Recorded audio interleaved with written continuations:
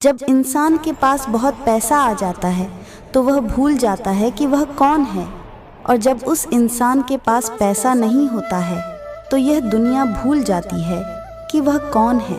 कोयल अपनी भाषा बोलती है इसलिए आज़ाद रहती है, लेकिन एक तोता दूसरे की भाषा बोलता है इसलिए पिंजरे में जिंदगी भर गुलाम रहता है।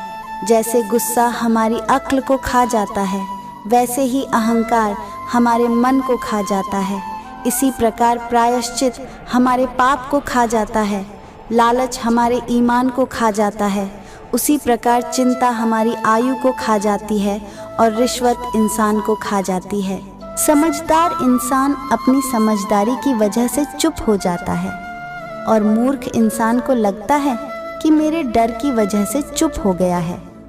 दुख भोगने वाला व्यक्ति तो आगे चलकर सुखी हो सकता है, लेकिन दुख देने वाला व्यक्ति कभी सुखी नहीं हो सकता है। क्रोध और आंधी दोनों एक समान ही होते हैं, क्योंकि दोनों के शांत होने के बाद ही पता चलता है कि नुकसान कितना हुआ है। आपको अपना व्यवहार दूसरों के साथ इस तरह रखना चाहिए कि अगर कोई तुम्हारे बारे में बुरा भी कहे तो कोई भी उस पर विश्वास ना करें। दूसरे लोगों की इज्जत केवल इज्जतदार लोग ही करते हैं, क्योंकि जिसके पास कोई इज्जत नहीं वो लोग दूसरों को क्या इज्जत देंगे। खुश रहने का सबसे बड़ा मंत्र यह है कि आपको उम्मीद अपने आप से करनी चाहिए, किसी और से नहीं। छोड़ दो किस्मत की लकीरों पर यकीन करना, क्योंकि जब लोग बदल सकते हैं तो किस्मत क्या चीज़ है।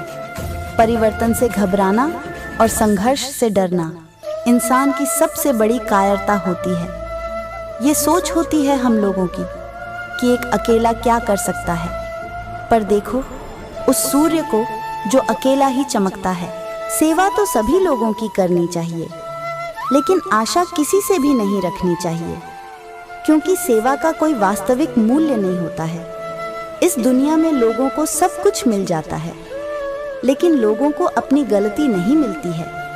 अगर आप अपने आने वाले कल को सुधारना चाहते हैं तो आपको अपने बीते हुए कल से शिक्षा लेनी चाहिए। खुशी के लिए काम करोगे तो खुशी नहीं मिलेगी, लेकिन खुश होकर काम करोगे तो खुशी और कामयाबी दोनों ही मिलेगी।